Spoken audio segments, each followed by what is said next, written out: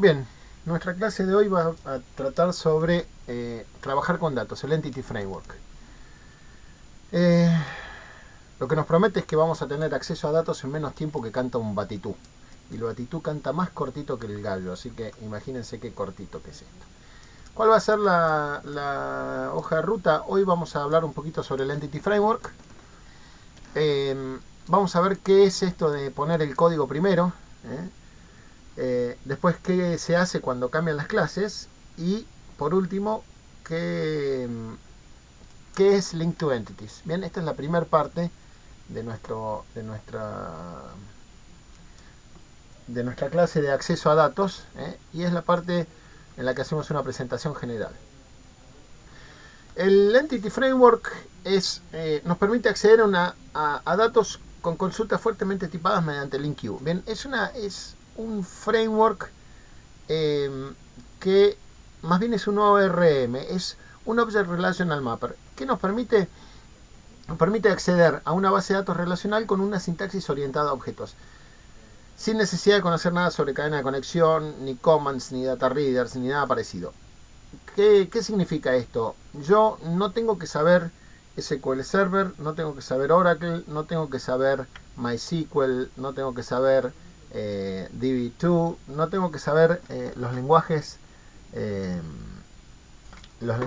de consulta estructurados que están relacionados con esa base de datos. Tampoco tengo que saber los objetos y los métodos que se utilizan para acceder a los datos.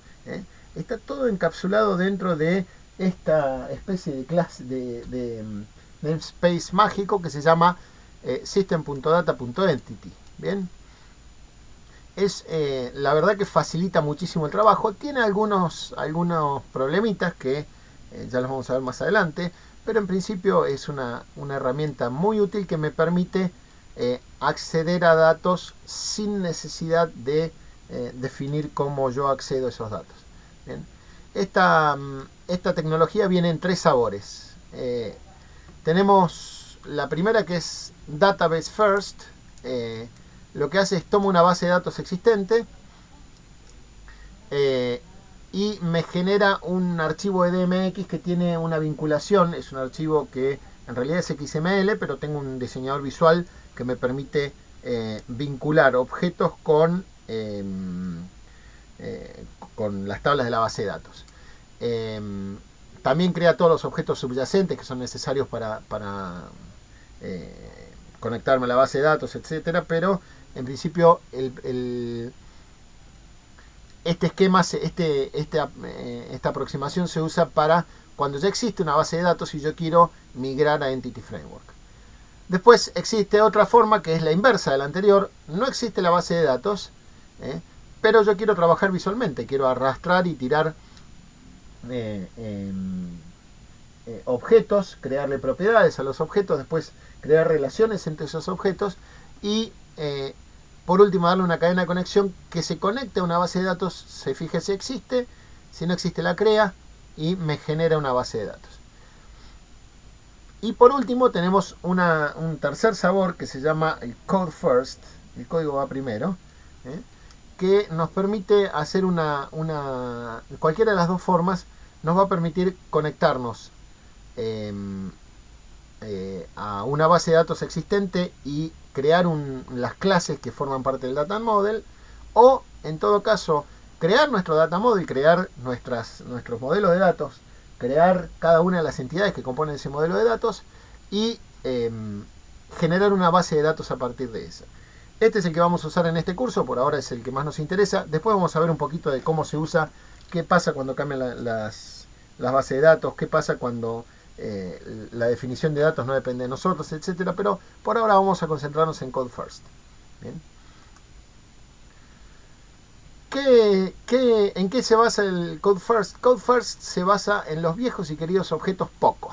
Bien, los Plain Old CLR Objects, o más bien Plain Old C Objects, son objetos que declaran solamente sus propiedades y que no tienen mecanismos ni para persistir ni para conectarse a una base de datos.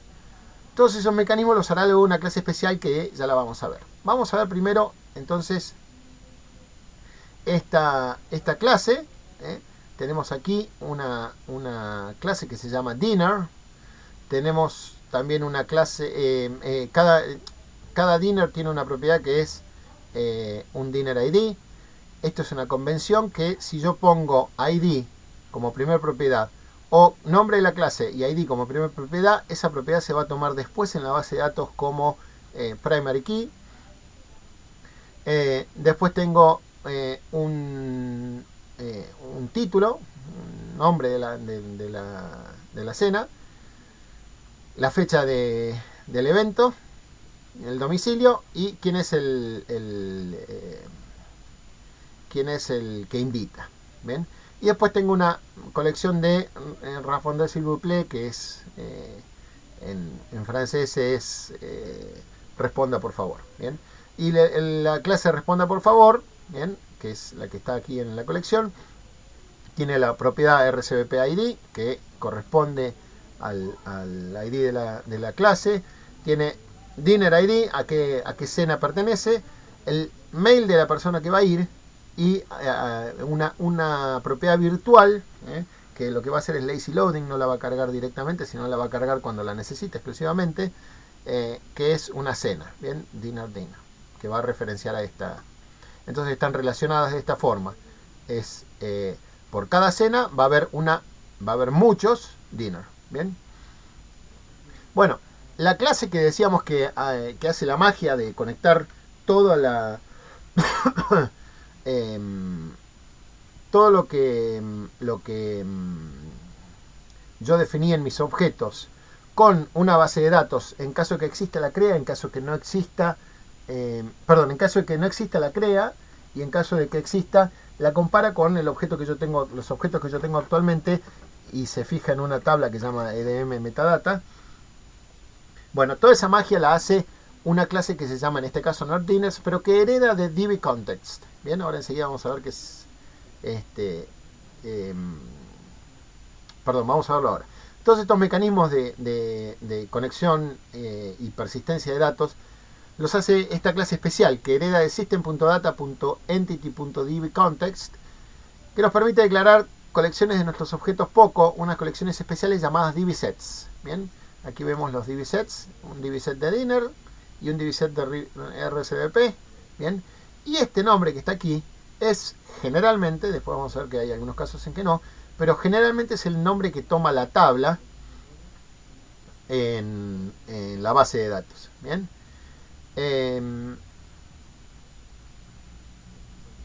Entonces, para lograr esta magia, para lograr que esto entienda a qué base de datos alimentar, tengo que poner dentro de las connection string en mi web config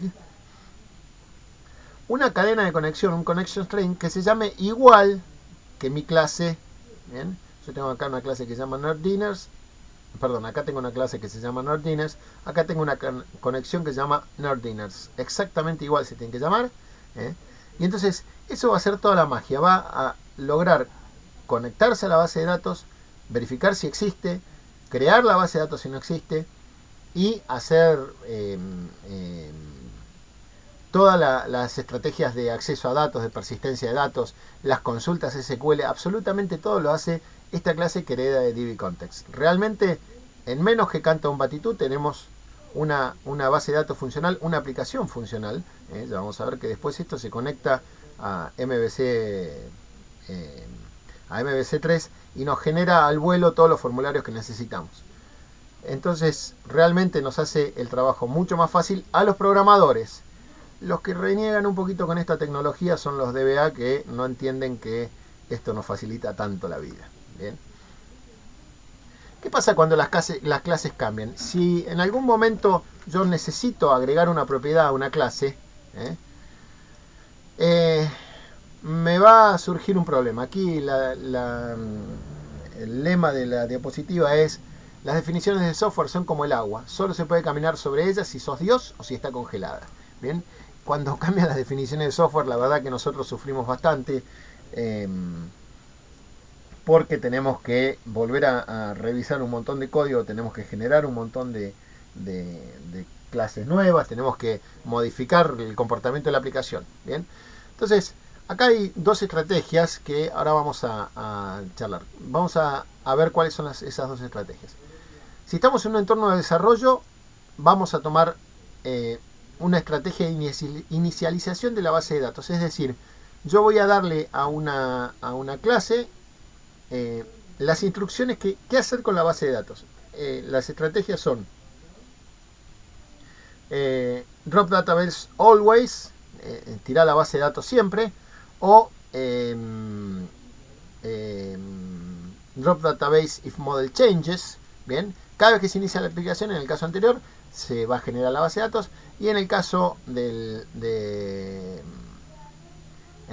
esta segunda posibilidad, drop database if model changes, cada vez que cambia el modelo de datos, se hace un drop de la base de datos y se vuelve a generar.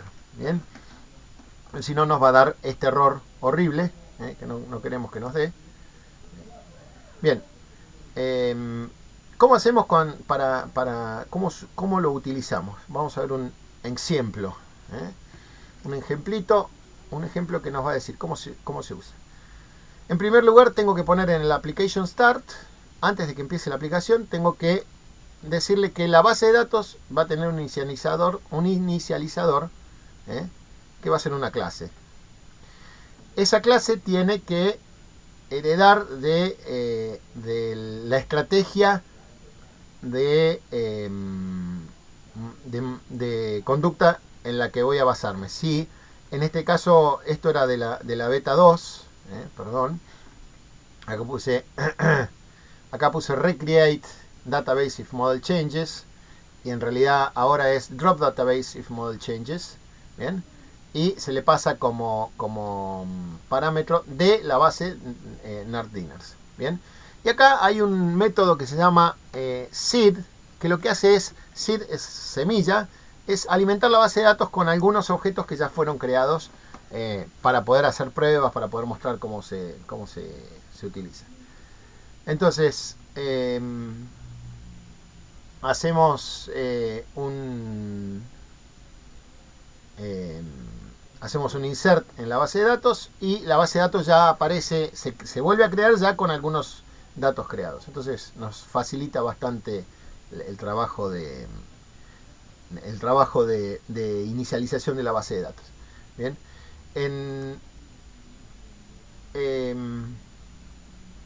¿y qué otra posibilidad había? Si yo tengo una base de datos preexistente en la que ya hay datos, o se modifica algo de la base de datos y yo no tengo forma de acceder, en lugar de hacer esta estrategia primera de drop database if model changes, elimino esa estrategia y hago lo siguiente: declaro los dos DB sets exactamente igual, y antes de que se cree el modelo, es decir, en el momento que se está creando el modelo, yo le aviso al model builder, le digo que el entity dinner se mapea contra la tabla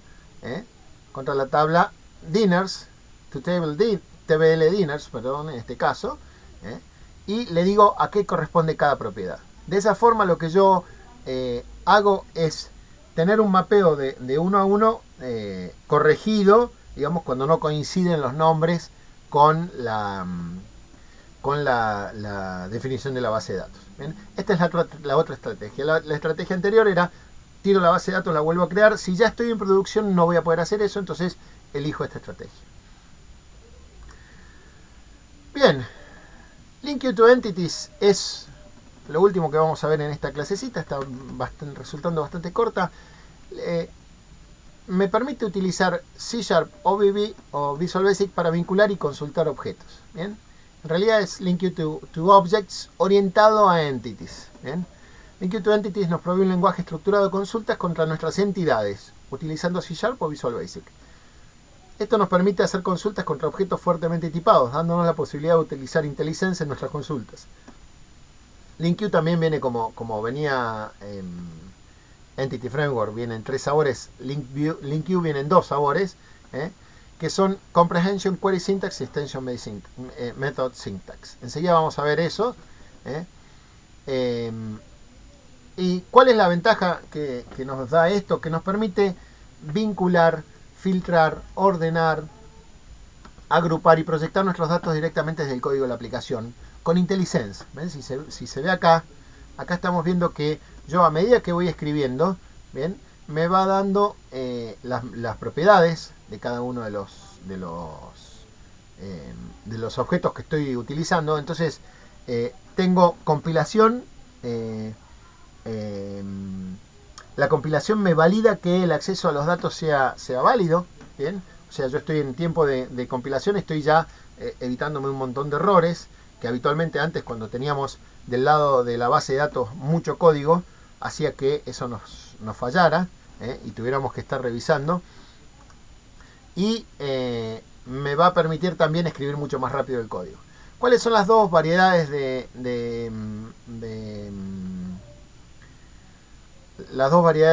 LINQ to Entities? Tengo el Comprehension Query Syntax.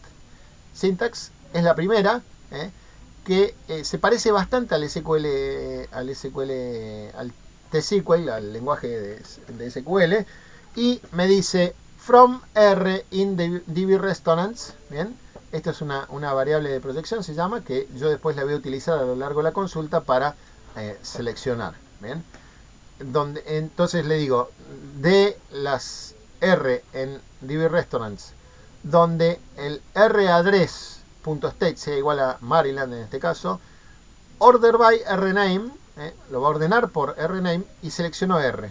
¿Bien? Y después tenemos el extension method syntax, que es mucho más fuerte, tiene muchas más extensiones, y a mí me resulta más fácil de escribirlo así. Lo que pasa es que hay algunas cosas que cuando uno quiere hacer un join muy complicado, por ahí preferible utilizar el Comprehension Query Syntax, o va a depender de muchos factores. En este caso, var query es igual DB Restaurants where, acá le paso la condición del where, que es exactamente igual a esta que está aquí, nada más que lo uso con una expresión lambda. Acá declaro la variable de proyección para esta consulta nada más. Order by R va a r.name, la misma order by rname de aquí arriba. Y aquí hay dos cosas propias del extension method syntax que no las tiene query syntax, pero basta ponerle entre paréntesis para que las tenga, así entre nosotros, no le digan a nadie. Le va a decir que se escape 10, es decir, que se olvide las primeras 10 y tome las siguientes 10. ¿Bien? Esto es muy bueno para paginación, para ese tipo de cosas. Entonces, con este código tan sencillo, con este código tan claro, nosotros estamos consultando la base de datos. ¿Cuál es el único drawback que tiene esto? El único problema que para mí es una cosa que se contradice un poco con las buenas prácticas de programación. Y es que esto me va a estar generando al vuelo consultas SQL, que algunas son sencillas y otras no son tan sencillas. Y me va a estar generando del lado de la aplicación muchas consultas SQL que no se compilan del lado de la base de datos, porque la base de datos recibe el store procedure, lo recibe al vuelo, lo ejecuta y devuelve el valor. Bien, y entonces puede ser que haya en algunas bases de datos muy grandes, puede ser que haya que se ralentice el tiempo de respuesta. Para esto uno tiene que ser muy cuidadoso con las consultas que hace, utilizando el LINQ to Entities, y cuando es una consulta excesivamente compleja, pedirle al DBA que haga la consulta del lado de la base de datos, y después hay un método para conectar el ORM a una consulta. ¿Bien? De todas formas, para este tipo de cuestiones no lo vamos a ver ahora en este curso, porque este curso es introductorio, pero sepan que existe un método para hacer estas cosas más fáciles. Bien, esta es la primera clase. Vamos a hacer una pequeña demo en la que vamos a demostrar todo esto. Ya la hicimos en la primera clase, pero quiero que la hagan ustedes, que la practiquen, y se las voy a colgar ahora a la noche.